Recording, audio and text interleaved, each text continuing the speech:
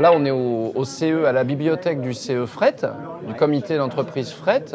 Là, vous n'allez pas me coller sur ça, je suis très précis. Je suis là pour présenter mon livre, mais ça ne se passe pas du tout comme j'ai l'habitude que ça se passe. Normalement, on nous met derrière une table et puis on discute face à un petit public. Et là, ça part dans tous les sens, je ne sais pas du tout.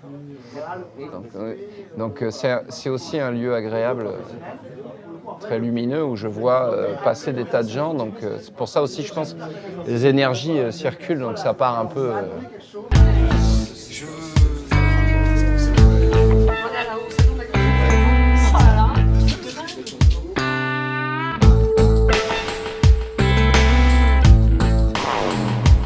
La réouverture s'est effectuée le 14 février et donc il nous a semblé aussi nécessaire de marquer cette réouverture par une organisation entre guillemets événementielle, ce qui se déroule donc aujourd'hui, avec une séance de dédicace de deux écrivains, dont Fabrice Loy, qui est gagnant du prix CCGPF pour son livre Pirate, et M. Laurent Mély, qui est cheminot sur la région de Paris Sud-Est pour son livre Banlieue rouge sang. Je suis cheminot, j'ai écrit un premier roman, donc on m'a proposé de venir participer à l'animation de l'inauguration de cette bibliothèque qui rouvre après avoir été fermée pendant un an. Donc j'ai accepté avec plaisir à la fois de présenter mon roman et puis de contribuer à ma manière à l'animation de la journée.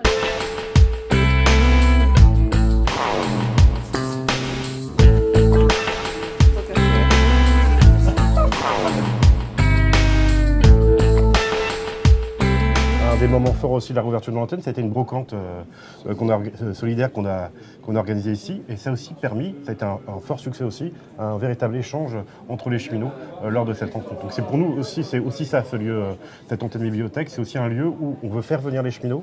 Pour nous, c'est pour ça qu'on ne veut pas dématérialiser les choses. On veut effectivement que cet endroit soit un lieu vivant.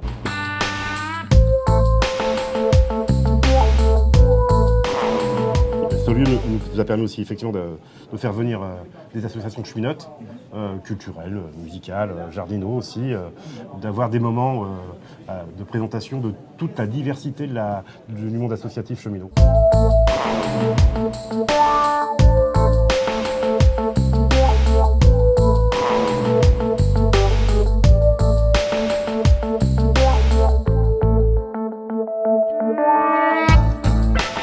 Les comités d'entreprise à la SNCF et le CCGPF, le comité central, ont à cœur et ont cette volonté politique de mettre en avant la culture, de mettre en avant la littérature en entreprise, pour les salariés.